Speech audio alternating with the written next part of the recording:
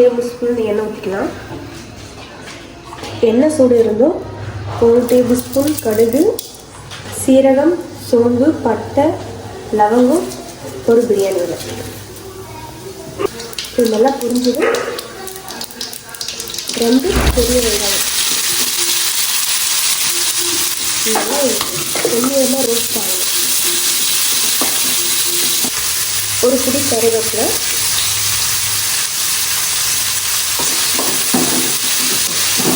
Extra எடுத்துக்கணும்.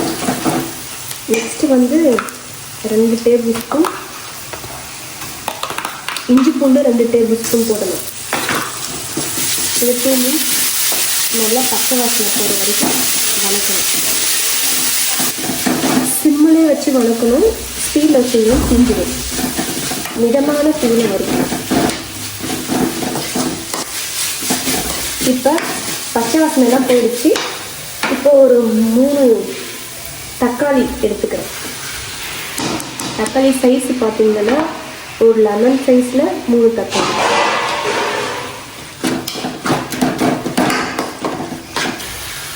ஒரு spoon கல் போட்டுக்கலாம். ஏன் நான் கல்லுப்பு போட்டேன்னா தூளுப்பு போட்டிருக்கலாம், பட்டு கல்லுப்பு போட்டால் டேஸ்ட் அதிகம்னு சொல்லுவாங்க. அதனால தான் கல்லுப்பு போட்டேன். இப்போ தக்காளி போட்டு 2 நிமிஷம் ஆயிடுச்சு. நல்லா இந்த மாதிரி வெந்திருக்கணும். அதான் டேஸ்ட்டு செம்மையாக இருக்கும். இப்போ கொஞ்சமாக கொத்தமல்லி, கொஞ்சமாக புதினா வாசனைக்காக இது ஒரு 30 செகண்ட் வணக்கிக்கலாம். இப்போ 30 செகண்ட் ஆயிடுச்சு. ஒரு 1/2 டேபிள் ஸ்பூன் மஞ்சள் தூள் போட்டுக்கணும்.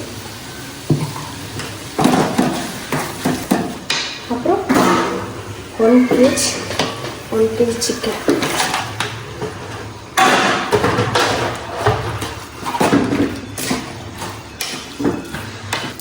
என்னடா ஒரே ஒரு லெக் பீஸ் இருக்குன்னு நினைக்கிறீங்களா? என் பையனுக்கு லெக் பீஸ்னால் ரொம்ப பிடிக்கும். அதனால என் ஹஸ்பண்டே அவனுக்கு மட்டும் வாங்கி வந்துக்கிறாங்க. பொண்டாட்டி கூட முக்கியம் இல்லை, பையன்தான் முக்கியம் அப்படின்னு சொல்லிட்டு பையனுக்காக வாங்கி வந்துக்கிறாரு. எப்படிலாம் இருக்காங்க பாருங்க. குழந்தை பிறக்காத வரைக்கும் பொண்டாட்டின்னு உருகுறாங்க. குழந்தை பிறந்துட்டா பையனுக்கு என்ன பிடிக்கும், பையனுக்கு அதை வாங்கி வந்து கொடுக்கலாம், இது வாங்கி வந்து கொடுக்கலாம்னு தான் நினைக்கிறாங்க. ஹஸ்பண்ட் எப்படின்னு நீங்கள் கமெண்ட்டில் சொல்லுங்கள். ஒரு 5 மினிட்ஸ் சிம்மிலே தீயில் வச்சு மூடி வச்சு வேக வைக்கலாம். இப்போ நம்ம எதுக்கு தட்டு போட்டு மூடி வைக்கிறோம்னா, மூடி வச்சு வேக வச்சா சீக்கிரமாக வந்துடும். அதனால தான் மூடி வைக்கிறேன்.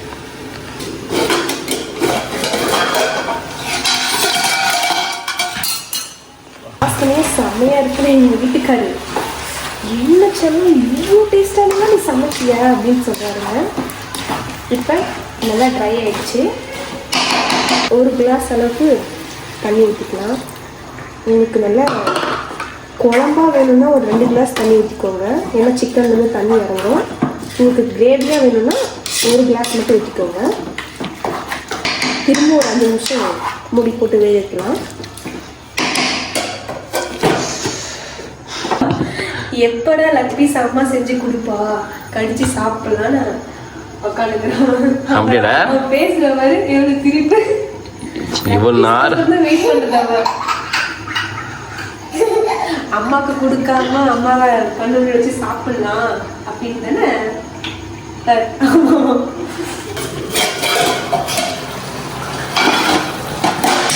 பாத்தீங்களா, நான் 1 கிளாஸ் தான் தண்ணி ஊற்றுறேன். ஆனால் இவ்வளோ தண்ணி வந்துருக்காங்க. இதே கிரேவிக்கு போதும்.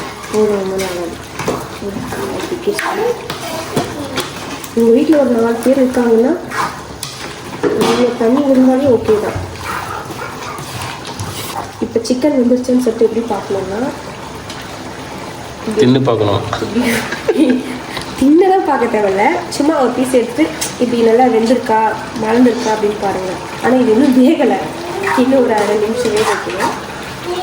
இன்னும் நான் மூடி போட்டு வேக வைக்கிறேன்.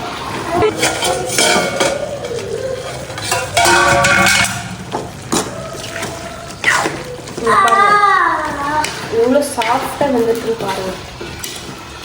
இப்போ இதில் மசாலாலாம் போட்டுக்கலாம். 1 ஸ்பூன் மிளகாத்தூள், வீட்டில் அரைச்சது தான். நீங்கள் கடையில் வாங்குறதா இருந்தாலும் வாங்கி போட்டுக்கோங்க. 1.5 ஸ்பூன் தனியாத்தூள், கறி மசாலா 1 ஸ்பூன், 2 ஸ்பூன்,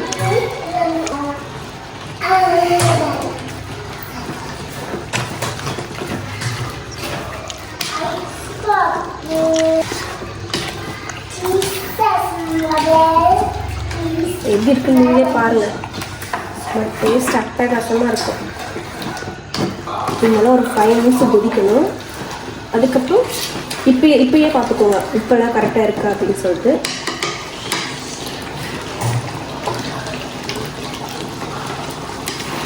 நான் 1 டேபிள் ஸ்பூன் தான் போட்டேன், அதுவும் கரெக்டாக இருக்குது. நான் இப்போ கொஞ்ச நேரம் மூடி வச்சிடலாம்.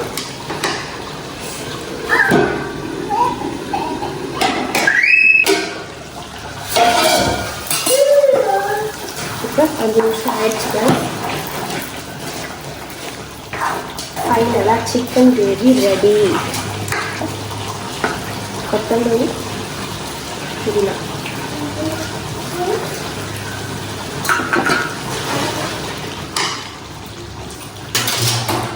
ஃபைனலாக லாஸ்ட்டாக லெமன் புழிஞ்சுட்டுக்கலாம், 1/2 லெமன்.